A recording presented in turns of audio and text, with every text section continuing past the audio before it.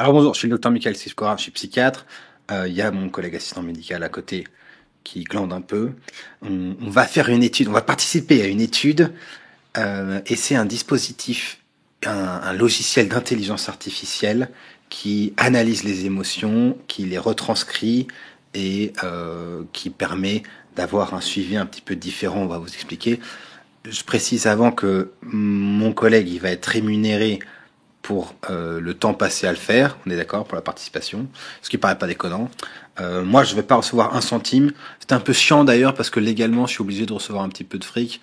Donc ils ont dû faire une espèce de micmac machin. Enfin bon, du coup, j'ai pas touché 1 euro de ce truc. Ça va me faire perdre que du temps. Mais à mon avis, ça peut servir. L'idée, c'est que il y a plus de psychiatres, on est d'accord. Et moi, ma conviction, c'est que l'évaluation des proches est plus pertinente que l'évaluation des psychiatres sur les troubles bipolaires et qu'en fait les consultations où tu vois les gens tous les mois et tu leur dis comment ça va sur les 30 derniers jours votre humeur, en fait c'est vraiment pas très précis. Et donc là l'idée c'est de se mettre dans l'étude et une fois que les patients sont dans l'étude, ils peuvent se servir de leur téléphone comme s'il se passait rien, on est d'accord. La caméra du téléphone enregistre leur visage et leurs émotions. Elle le transcrit en données qui restent sur le téléphone. On est d'accord, il n'y a pas de vidéos qui sont envoyées à je sais pas qui.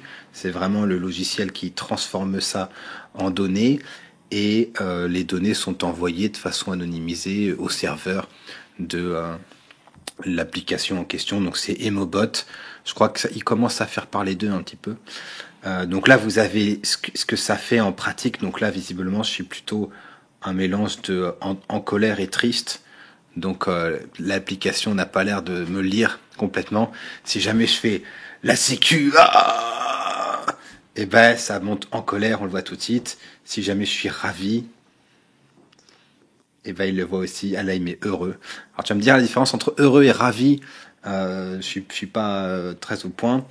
J'ai pas réussi à faire serein.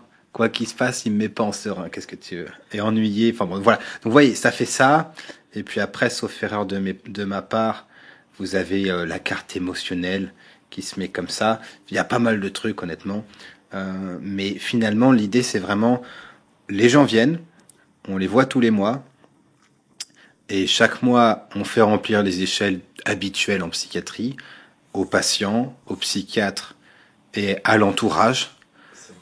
C'est en option à l'entourage, mais on va essayer de faire l'entourage à chaque fois parce qu'honnêtement, je pense que c'est bien quand on commence à mettre l'avis des proches dans les études scientifiques. Ça n'a, à mon avis, aucun sens de faire des études scientifiques en psychiatrie sans demander l'avis des proches. Donc je trouve ça très bien qu'on puisse faire ça. Et l'idée, c'est de voir si l'application détecte mieux les fluctuations d'humeur que les proches ou que le psychiatre. À mon avis, l'application fait mieux que le psychiatre. Si on prend le proche comme référentiel, comme référence, à mon avis, l'application fait mieux. Euh, et donc voilà, c'est possible pour tous les patients atteints d'un trouble bipolaire. Faut avoir un téléphone Android, ça marche pas sur iPhone. Faut avoir plus de 18 ans. Faut être capable de lire et écrire, etc. Il faut pas être dans une autre étude. Et il faut pas avoir eu de problématiques de tentative de suicide dans les 6 derniers mois. Ça, c'est les critères d'exclusion habituels. Il y en a quelques-uns qui sont présents aussi, mais c'est rien de bien méchant. On exclut les gens qui sont sous 4 grammes de neuroleptiques parce que niveau expressivité émotionnelle, il n'y a pas grand-chose.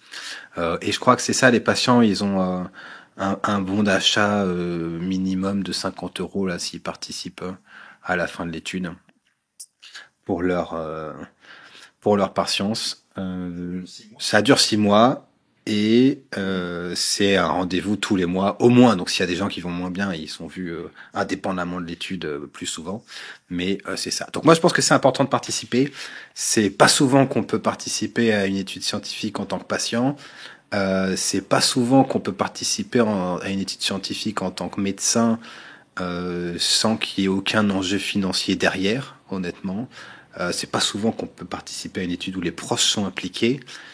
Et si jamais on se rend compte que effectivement l'application permet un suivi de l'humeur plus précis, je pense que ça peut améliorer la qualité des soins. Si on se rend compte que ça sert à rien, eh ben ils pourront arrêter de nous beurrer l'arrêt avec l'intelligence artificielle tous les jours.